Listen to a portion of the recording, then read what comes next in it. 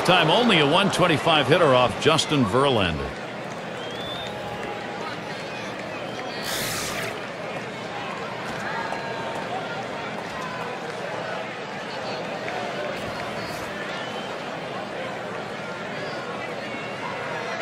The first pitch. And the pitch taken for a strike by Borges. Well, against this guy in this situation, Gary, you've got to go with the changeup.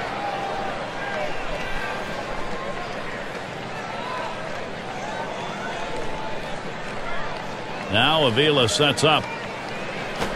Swings, hits this one pretty well. Deep right center.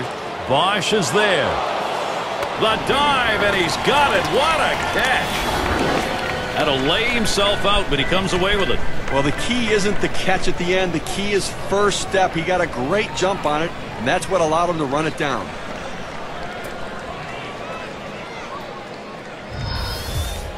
So with one away, it'll be Eric Ibar.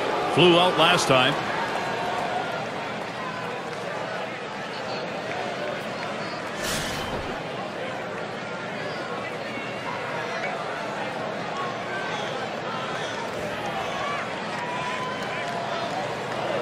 Here's the first pitch. And Verlander has him 0-1 with that called strike. Verlander just oozing confidence right now out there. I tell you, the consistency is starting to show. He believes. How's he been getting strikes? Let's take a look at his approach today. Well, what stands out is when he's been most successful is when he's hitting the inside and outside corners of the plate. He's keeping the ball out of the middle, and that's the way you have success in this league. That's exactly it. Keep the ball out of the center of the plate, make it difficult for the hitter to center the ball on the bat. Fastball got him 2 down. You've got to have better plate discipline than that. With 2 strikes, you need to be defensive and try to make contact. But when you get a fastball, you need to read whether it's a strike or not.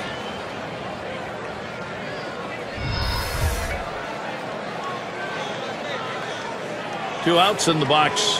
Bobby Abreu. He's got a .292 average when going up against Justin Verlander.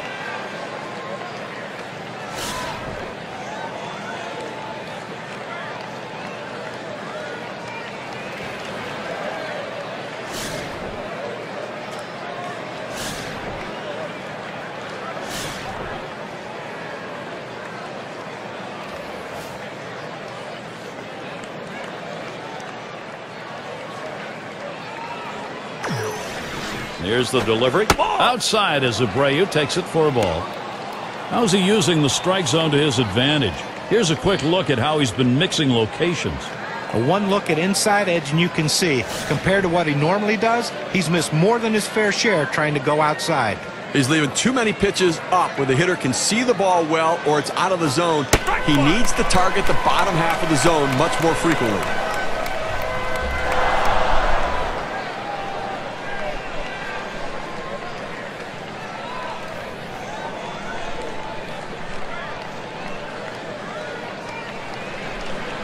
One pitch.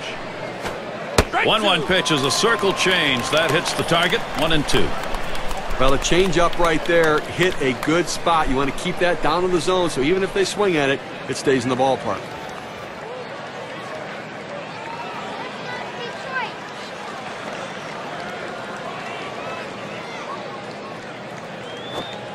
Bobby Abreu has struck out a big swing and a miss. And nothing across here in this half of the inning. The Angels 2, Detroit 1. Bottom 3 due up next. Sun shining here at Comerica Park here in Detroit, and a great view of the city from this yard. And it's Johnny Peralta in the box now. There's a strike from Wilson, taking the count to 0-1. Steve, let's take a look at his pitching performance. You know, you change the hitter's eye level, you move the ball around, and he just cannot catch up to that high pitch. And they're just underneath everything here. You get a lot of fly ball outs.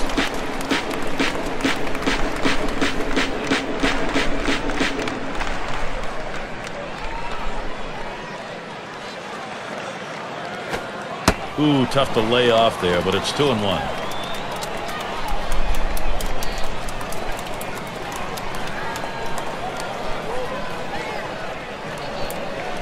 2-1 pitch. Now Peralta, the 3-1 count.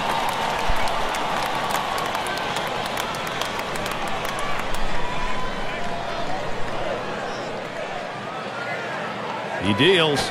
That misses ball 4. The potential tying run on base. Well, good discipline by the hitter to lay off the high pitch and take his base.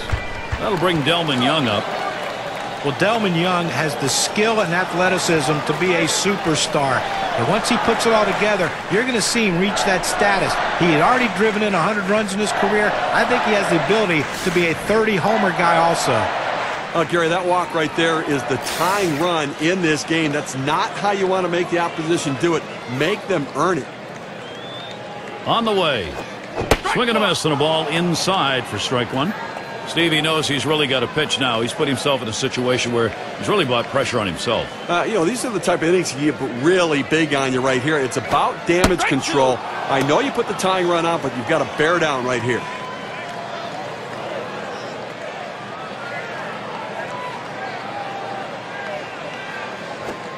And that's high, 1-2. Now, let's take a moment to see how this pitcher has been mixing up his pitches. John, Steve, what do you think about how he's done? Pretty impressive stuff, the way he's been pounding this strike zone.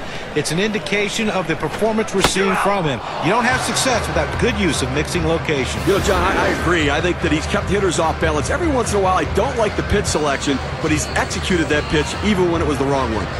That's a pretty fast pitch right there, and hard to get that much break on it. It's Rayburn at the plate. But with the way he's come alive after the break the last few years, Ryan Rayburn is making a name for himself as a second-half hitter. He always plays well after the All-Star break. Peralta's on at first base. Now the first pitch. He watches Wilson's pitch go by. It is interesting, John, that Rayburn's numbers career post-All-Star game are very good, but it's the front half of the year that gets to him. Yeah, and that's the thing that Jim Leland hopes to get out of him in 2012 is that consistent full season. Fortunately for him and his teammates, the playoffs are after the All-Star break, and he was solid for the Tigers last year in October with a couple home runs in the ALCS. Hit sharply towards the hole. Gets one at second, and that's 2. A double play. No runs, no hits. Nobody crossed the plate in this half inning, and nobody left on base. The Angels still enjoying this lead.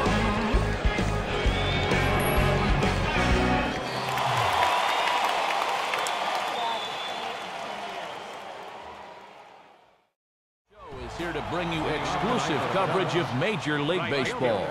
Making his way to the box is David DeJesus as we're just about ready to get going here. Carpenter's first pitch of the night is in there for a called strike 1, and we're underway from St. Louis.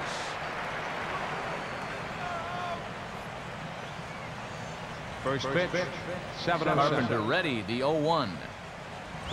Now a swing and a hard hit grounder. And he'll take this to the bag himself, and there's your first out of the ball game. That's as easy as it gets right there. A simple ground ball to the first baseman to handle himself, and that keeps the leadoff man off base to begin the game. Starlin Castro will get his first opportunity now.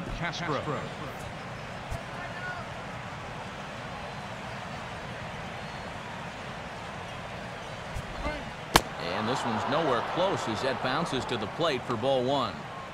73 degrees our game time temperature here tonight, and it probably won't get a whole lot cooler than that. Now the 1-0 pitch. Swing and a liner toward the gap in left center. But this will hang up just enough as he takes it in stride in left center for the second out. The minute he hits that, he's thinking it's a base hit all the way, but this is one of those situations where you get penalized for hitting the ball too hard. And this stayed up long enough to find the outfielder's glove out there. Marlon Byrd will get his first cuts here. Center fielder, Marlon Byrd.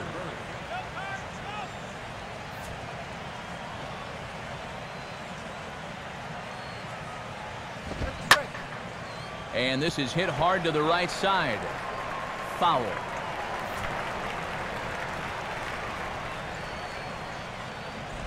Just got a piece of it as it's fouled back.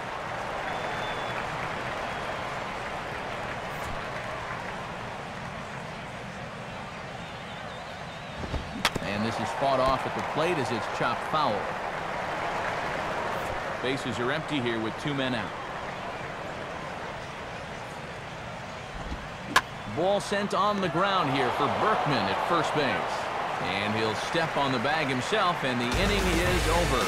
They go 1-2-3 in the first against Chris Carpenter. It's the Cubs nothing, Cards coming up. You're watching Major League Baseball on the Show.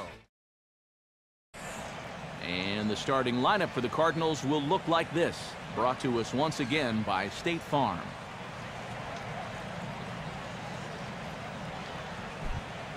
They'll match up against the closer turned starter with an unusual delivery, the veteran right-hander Ryan Dempster. And there's a look at the defensive alignment for the Cubs here.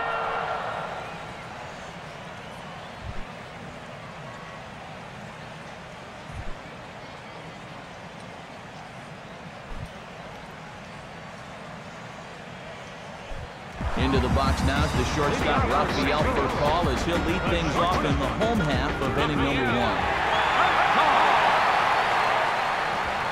4-1. For call, a longtime Brave, of course, longtime Dodger. Came over for the final couple months of the season and was just what the doctor ordered for these Cardinals. Yeah, he solved 2 problems.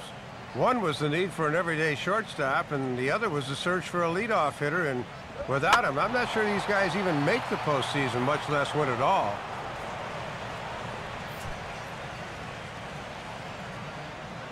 The 1-1 pitch to Furcal. In there at the letters, 1-2 now. And on 1-2, you wonder if maybe he's saving that good slider of his to use as his punch-out pitch.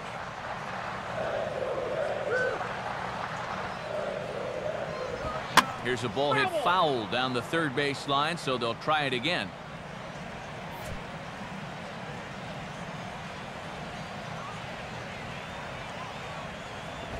And the fastball easy to lay off that time, 2-2.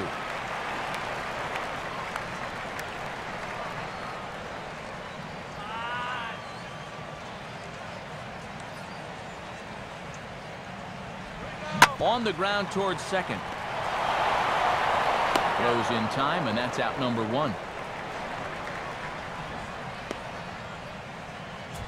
And with 1 gone now, we give you a look at the dimensions here at New Busch Stadium right there at the bottom of your screen. 336 down the line in left, a tough 390 out to the alleys in left and right center, and an even 400 to straightaway center field, and then 335 down the line in right.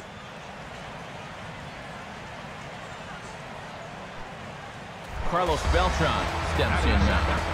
Center fielder, Carlos Beltran. On a ball hit hard down the line toward the coaching box, it's a foul ball. 1 out, nobody on.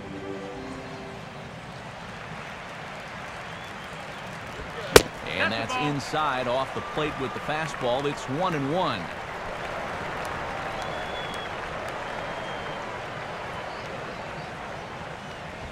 Fastball close, but he didn't get it. 2-1.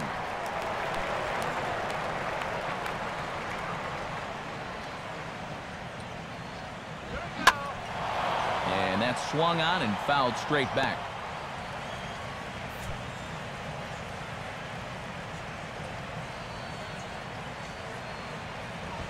Swing and a ball headed towards the hole.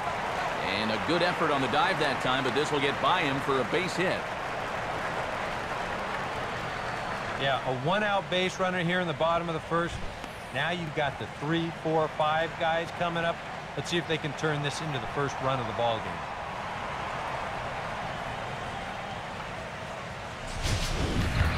Matt Holliday will dig in now. Starting left fielder on last season's NL All-Star team. Lead by Beltran, and now the pitch. And that misses, ball 1. Yeah, sometimes the tide of an at-bat hinges on an umpire's call. We could easily be 0-1 right now.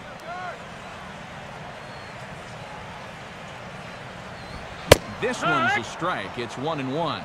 That was a dangerous spot there for a good fastball hitter. Good thing he was taking. Now a swing and a miss, and he's behind 1-2.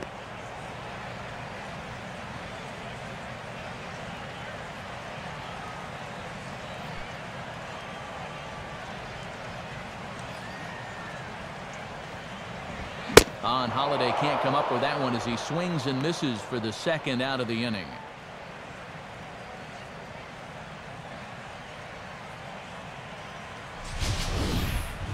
We'll show you this delivery again in show motion.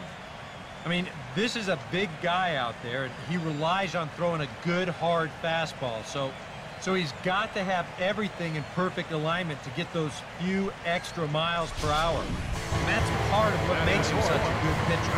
So it's a runner at first with 2 gone. We'll see how they approach this at-bat from Lance Berkman.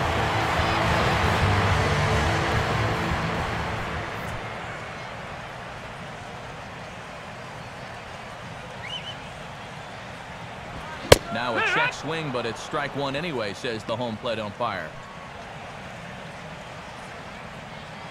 From the stretch. And this is fouled back and out of play.